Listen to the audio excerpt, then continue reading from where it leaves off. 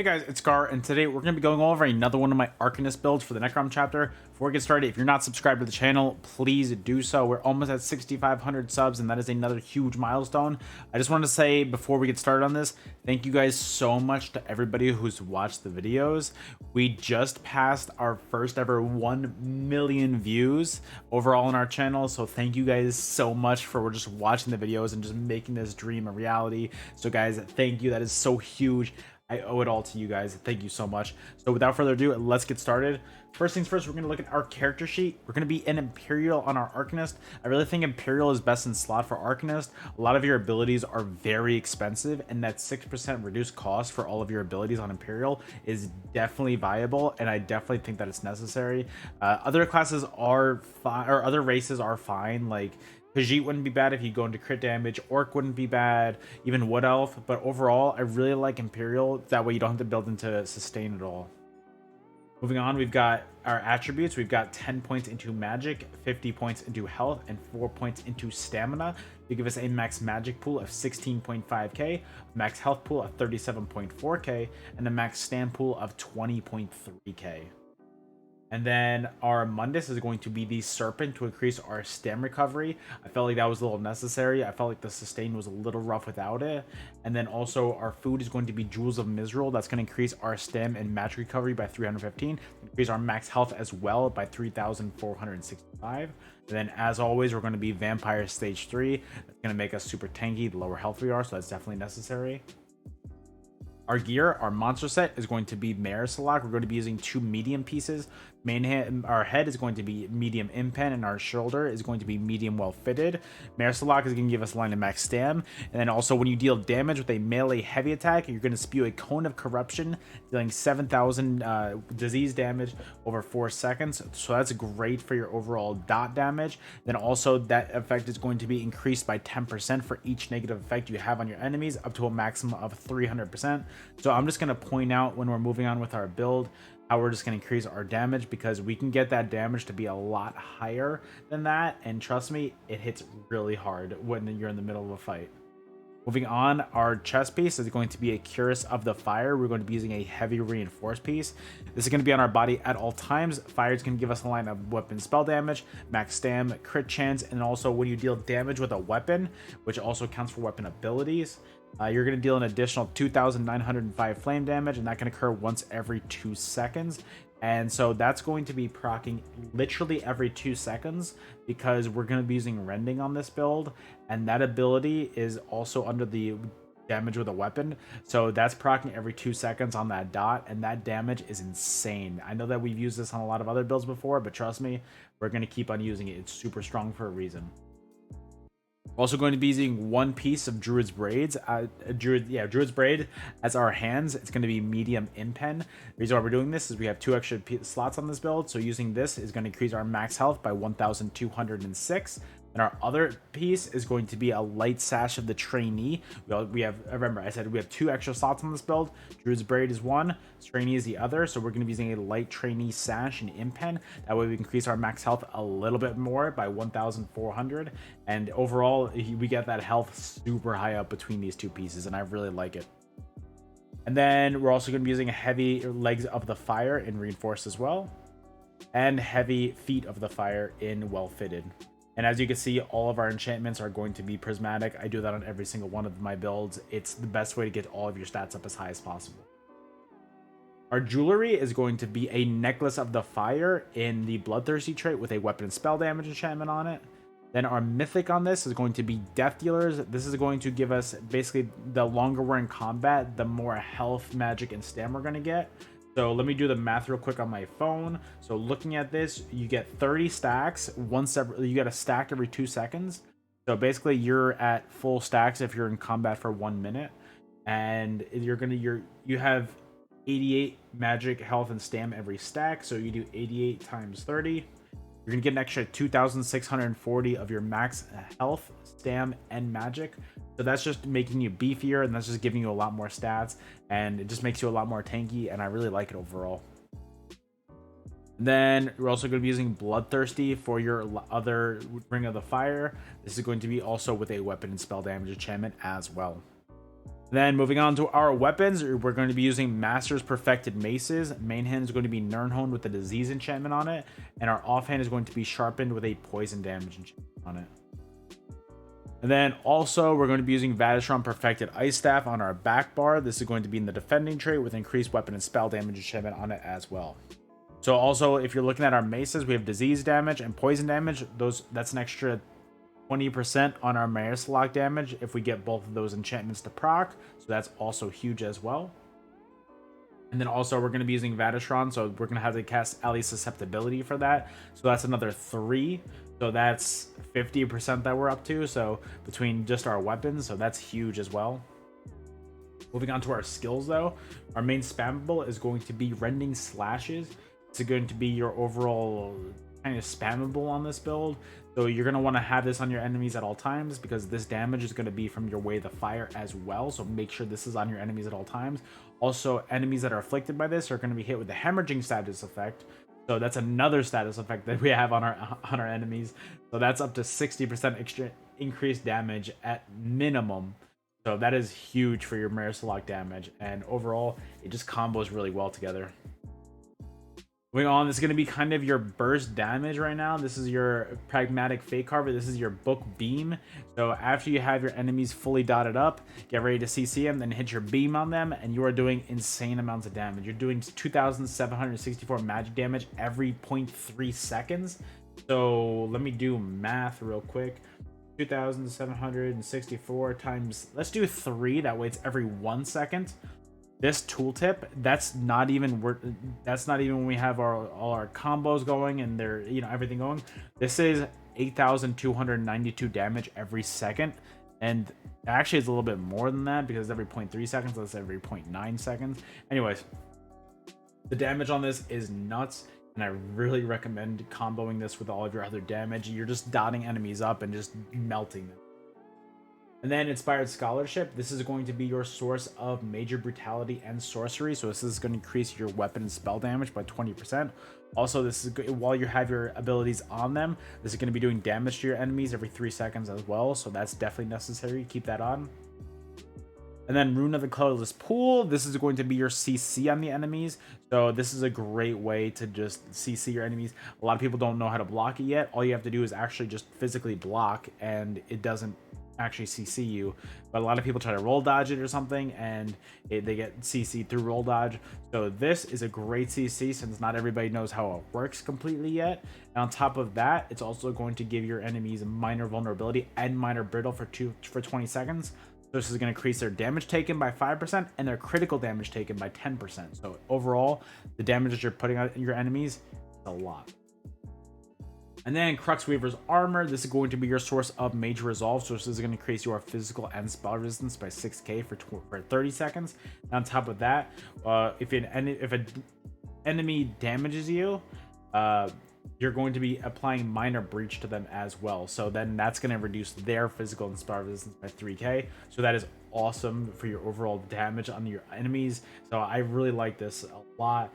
It is a great way to just get tanky and then also reduce your enemy's tankiness. And then Thriving Chaos, this is going to be the dual wield ultimate, and this ability is going to just overall do insane amounts of damage to your dot damage. You're having a nice little almost 22,000 tooltip over 8 seconds, and you're also going to be healed for 66% of the damage done, so that's huge. And also each enemy hit is going to increase your overall damage as well, or your damage on it as well, so that's awesome. And then our back bar is going to be Impervious Rune Ward. This is going to be a nice little shield and a nice little burst heal if you have Cruxes on you. The shield is really necessary for kind of going defensive, and it's really good for your survivability. Comboing this with your other heals is a great way to just stay alive.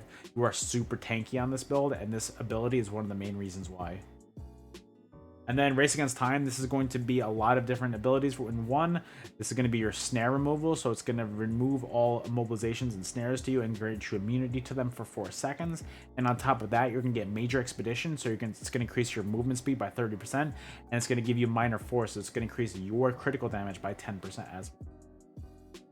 And then Evolving Rune Men, this is going to be a nice little heal for you or your allies. You're going to be healing yourself for 4,000 3 times, and then an additional 4,500 over 6 seconds as well.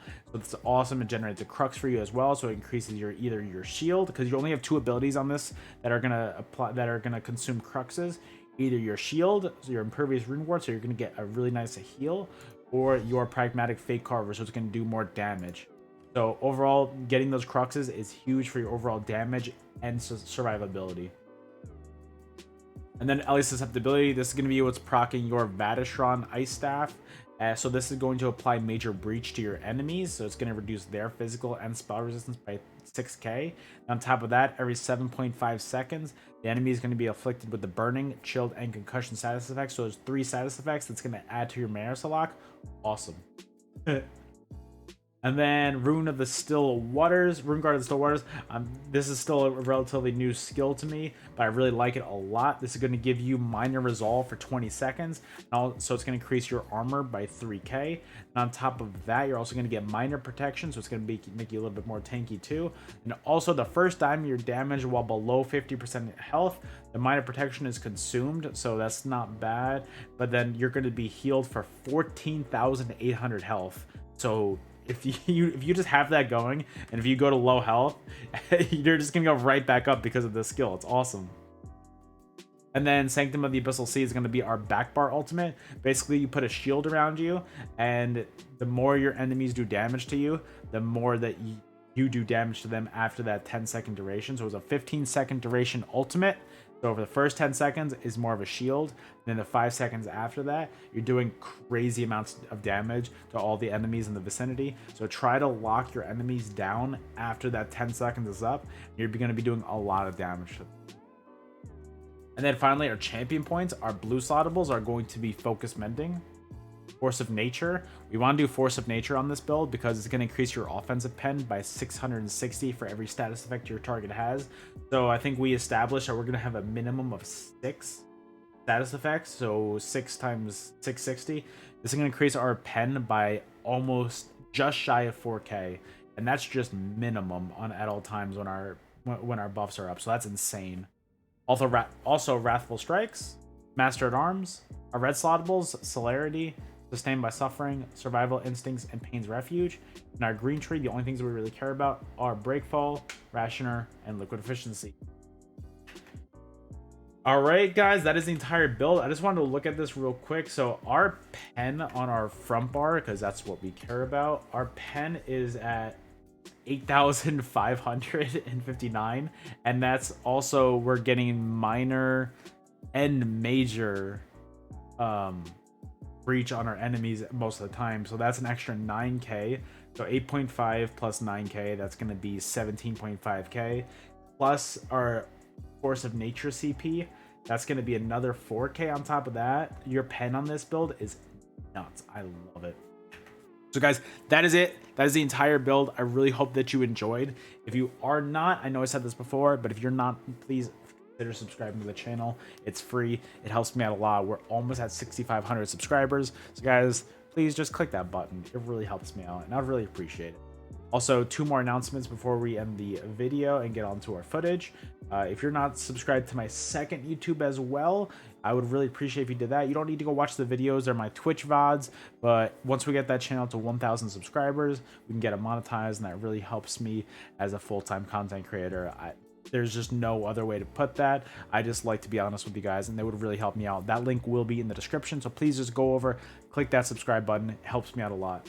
And then also, we started a TikTok recently. I think we are about 5 followers shy of our first 100 followers. So please go and follow if you're in that little TikTok realm. I'm still trying to get used to it, but guys, please, I would appreciate it if you are. All of the links will be in the description. So guys, thank you so much for watching. I really appreciate you guys being here and watching to the end. Let's get on with the footage for this build, and I'll see you guys on the next video. Later.